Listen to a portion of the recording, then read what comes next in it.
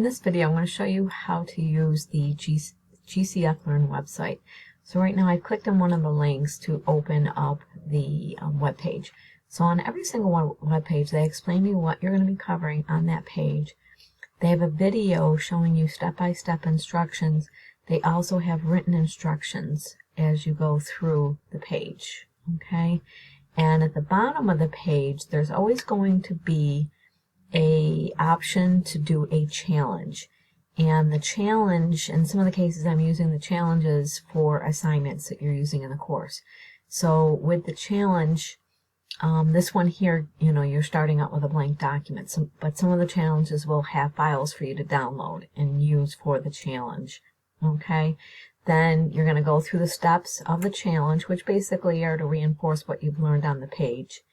And then when you're all done, I'm not going to have you hit continue to go on to the next page. Giving you specific topics I wanted you to watch. If it was a challenge that you were doing for an assignment, you would now navigate back to the assignment in Brightspace and you would submit your file. Now make sure you read the instructions in the assignment so you know what, especially what file name I'm asking you to use and if I'm asking you to do any extra steps to go along with the challenge. Okay?